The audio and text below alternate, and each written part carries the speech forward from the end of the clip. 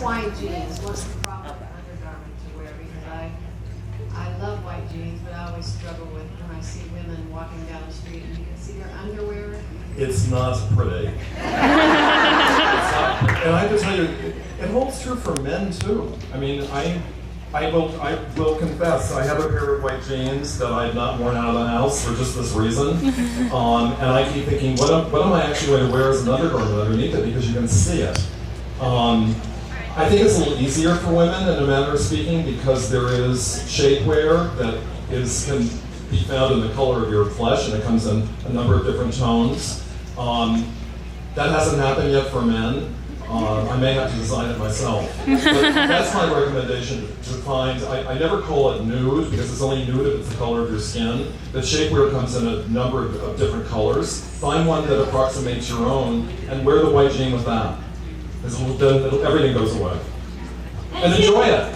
With our audience a little bit shy, I'm going to ask a question. When is the new season? Do you guys want to see another season of Project Gunn? Yes. So when does the new season start? Well, there hasn't an official date announced. We'll start taping it in June, and I'm making the assumption that we'll start airing in July, because we'll be doing September Fashion Week, so a certain number of designers have to be eliminated before that happens. So I would look for it in July, but there'll be announcements when they're really certain about when So they're we going don't to have to announce wait much longer, do we? No, that's right, not that much longer, yeah. All right, and so why weren't you on Project Runway All-Stars? Does everyone know why? Well, I'll tell you. Some wackadoodle thought that I and Heidi and Michael and Nina could do both Project Runway 9 and All-Stars simultaneously. That, in my case, running back and forth between two workrooms, I can barely handle one workroom. How can I possibly handle two? So we just said, no, it's not going to happen for any of us. We need to clone you, sir. So that will never happen again. Yeah, right? It's a good idea. All right, we got a question right over here, Tim. Hi. I have children in college. You have children in college? My son goes to Alabama Roll Tide. Yes. I don't know what you're doing, but I think you're bathing in blood. I love you, Tim. My question is, as I get a little older and try to take care of myself, is there a rule that you can't, what is the rule that you can't dress as, I feel young, I feel like I look young. Is there a rule about your 40s? When you get your 40s, you should not something? Well, it's important to be appropriate. And for me, I'm always saying that has to do with how much skin you show, and it also depends upon the quality of that skin. There's some skin at any age one wouldn't want to share or show.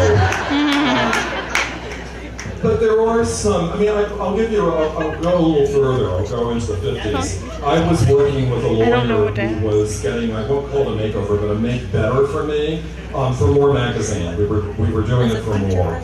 And she had this incomprehensible wardrobe of dowdy clothes.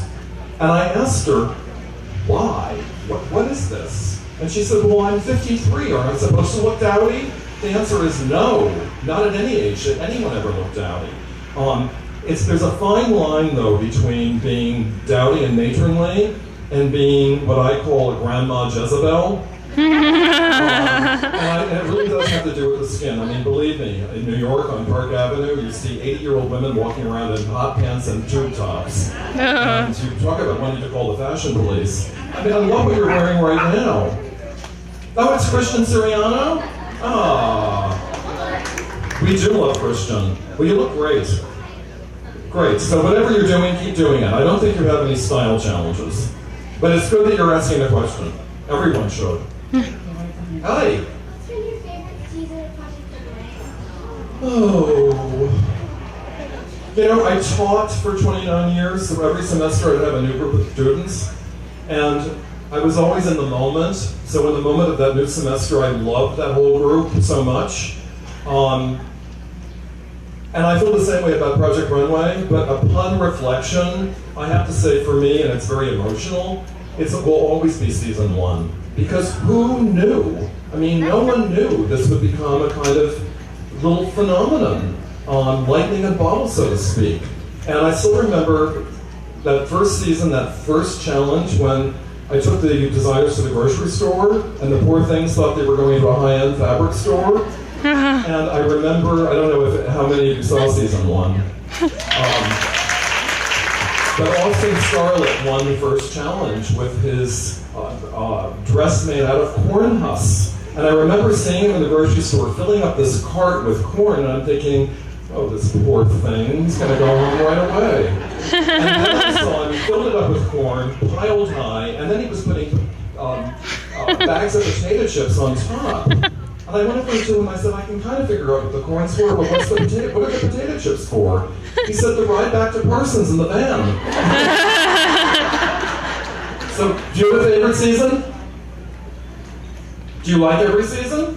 Oh, good, I'm glad. Well, we'll have a good new one for you. Okay, so we're on that. Gentlemen. Hey. Yes, hi Tim. I'm actually a fellow Tim G. So. Oh, you are? Yes, What's your last name? Go Brown. Ah, all right. We have the same initials. We can share towels. So my question is for a bigger fellow like myself. I'm curious about slimming effects and what sort of wear would work best. So I avoid stripes like the plague, right? But I'm really looking for just some of those. You talked about the tuck in when you're wearing the jacket, Yeah, that sort of thing. But when you have a bigger punch, is that really well, I always talk about James Gandolfini from The Sopranos. How great did he look in those suits? I mean, really great. It's all about fit and silhouette and owning your size and shape and just having clothes that fit you properly. Many people who feel that they'd like to be smaller than they are, or they just feel I'm bigger and I am reconciled to it, they tend to wear clothes that are bigger than they are, thinking that it hides a lot, but in fact it doesn't. I have a refrain which is the more volume your clothes have, the more volume you appear to have. So silhouette, proportion, and fit. And just in your case, just having, and I'm not implying that your clothes aren't properly tailored. The t-shirt wouldn't be tailored. This is for a tennis match. Yeah, exactly. But just make certain that your suits and jackets are tailored to really fit you. And I have a very simple tip when it comes to jackets for men and for women. It's all about where does the shoulder of the jacket hit your natural shoulder. If it extends beyond it, it's too big. And if it's shorter, of course it's too small, but you'll feel that, it will feel tight. And invariably with men, I find that they're wearing clothes that are too big for them. So, best wishes. Okay, Tim. Same-ish location. Hi. Hi, Tim. My friends and I are finishing up design school, and we were wondering about your biggest piece of advice for young fashion designers. Well, my biggest piece of advice is know who you are, and know who your customer is, and know the company you would keep in a retail environment, because that will keep you on your game, it will keep you focused, and it will keep you from chasing trends and being somewhat serendipitous in your path and your direction. You really need to focus, and you just need to stay true to your path. It's hard. And I also have to say, I would say this to my own students all the time, hopefully you will always be growing and evolving as a designer. At the same time, when you think about that little light inside of you, or maybe it's a big light, burning, that whatever is at the core of the DNA of that light is what will keep your brand true and will keep your integrity and your seriousness of purpose intact. And that's really very, very important. So just follow your vision and know what it is. Whenever my students would get stuck, and they'd say, I don't know what I'm doing, I don't know where this design is going, I would ask them, who's the customer? Who's going to wear these clothes? And when they couldn't answer the question, I understood why they were stuck. But as soon as they can answer it, then they can start propelling themselves forward. So best wishes to you and your colleagues. Thank you very much. All right, my friends. Thank you very much. Hold on 1 second, ma'am. I'm sorry. Right there in the blue top. Hi. Hi, Tim Gunn. For my family, we are completely obsessed with Project Runway, as is everybody here, I'm sure. And I wanted to thank you for being so kind and so smart and so Southern in your own way with all the contestants. Well, I am Southern, matter of speaking. I was born and raised in Washington, D.C., so. That's great. I wanted to also ask, I drugged my husband to New York, and we went through Mood, and we stood in front of Parsons, and just did all the things that I wanted to do.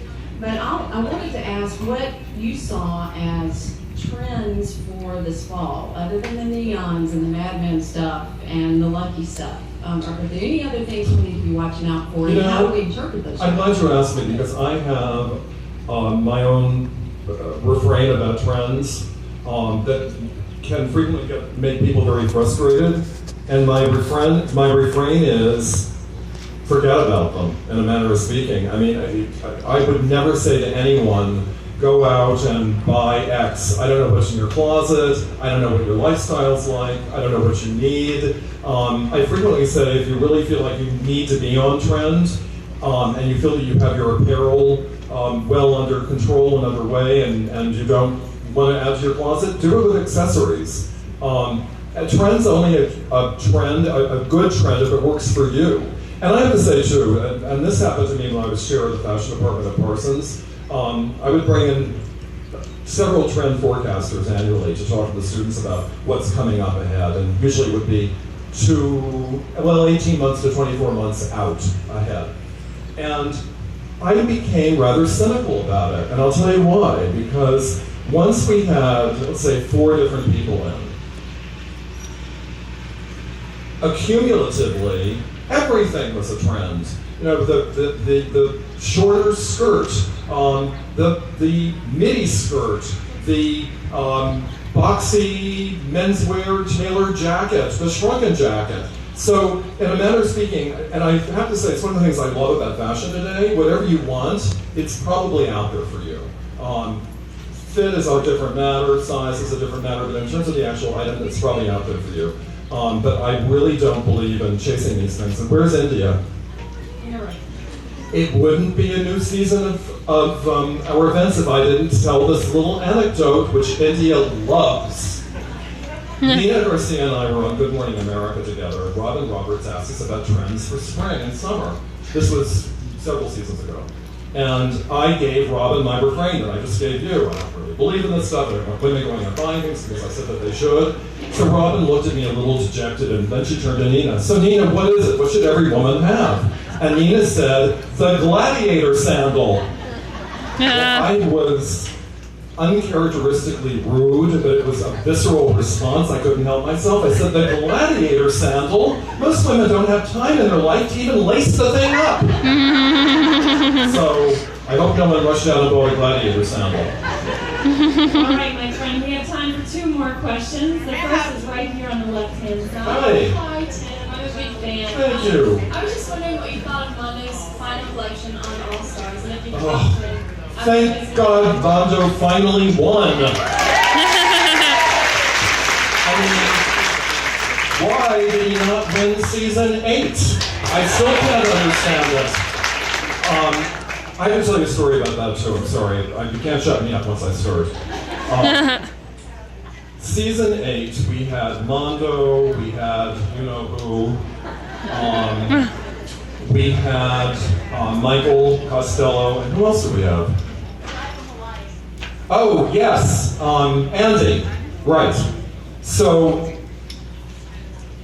when we had a little pre-show for the judges determining which of the 3 of the 4 finalists would move forward and show at Lincoln Center, Michael Costello was, in my view, always on the thin edge of being eliminated, from my point of view. The judges loved him, but I was always packing his bag when they were on the runway. So I don't know. And when I heard through the producers that Heidi and Nina and Michael had decided that Michael would be the one of the 4 who would not move forward, I went to Heidi and I said, look, I just want to talk to you privately. He's only here because of your judges and because of you enabling him and bringing him forward. And I think it's a travesty to eliminate him now. And Heidi looked at me and she said, you have no authority here. You have no power. You're not a judge. What you have to say doesn't matter. Now, I have to give you a little bit of a context, too. Heidi was mad at me because I said to someone at the Los Angeles Times that was published that season 8 was the season of the crack-smoking judges. At any rate, I'm watching the whole judging deliberation of the final three, and I'm thinking, this cannot be. Gretchen cannot be winning this thing. This is absolutely impossible.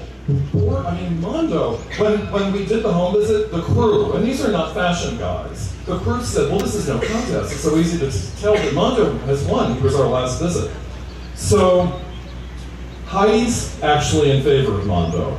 I'm watching this deliberation happen. Nina's in favor of Mondo. This is actually a very long story, and I'm giving you the shorter version because the long story is really good. The shorter version is just as punchy.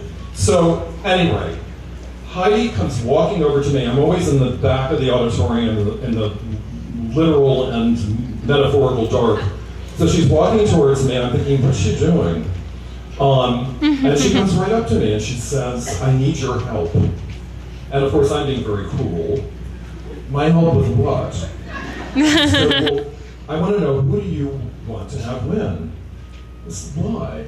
She said, no, I want to know. Who do you want to have win? Why do you care? I have no authority. I'm not a judge. And she said, no, really. And I said, well, Mondo, of course. She said, well, so do I. Nina did too, but now Michael's convinced her it should be Gretchen, and I need your help to convince the two of them. I said, oh, Heidi, don't make me go talk to them. They're going to get mad. They're going to do the whole thing you did. Who cares? You're not a judge. You don't matter. And I really do believe in the separation of church and state on the show. The judges often, when I talk to them what's going on behind the scenes, I do not tell them. So I went over. It was, well, it didn't work. Heidi walks me back to my seat, and on the way back, she turns to me and she says, so, well, she whispers in my ear, so am I no longer a crack smoker? And I said, correct. You are no longer a crack smoker, but regrettably, you passed your pipe to Nina and Michael. And that's going to have an extra dose. So it's about time Mondo won. So thank you. Oh, wow. So,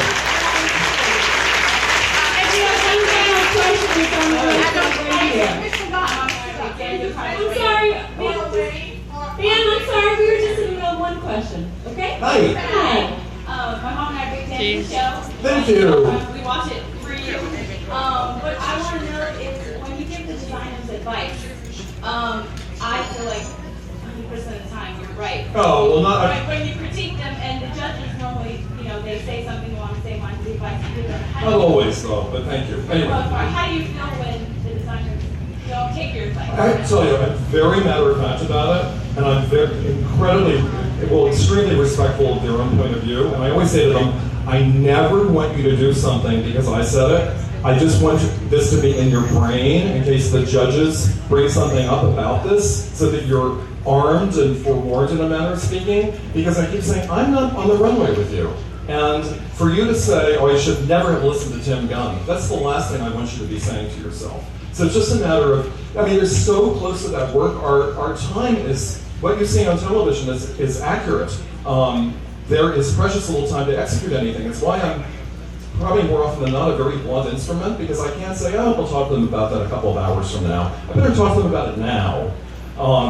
And then it's a matter, because they're close. Oops, sorry. They're so, I guess it's time to stop.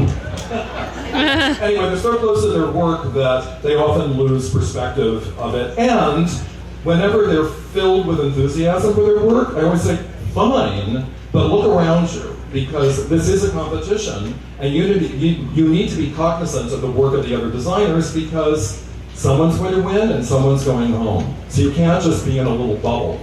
But also, 29 years of teaching gave me a lot of resources to help navigate that workroom. So thank you very much. I'm going to thank all of you. Thank you so much for coming.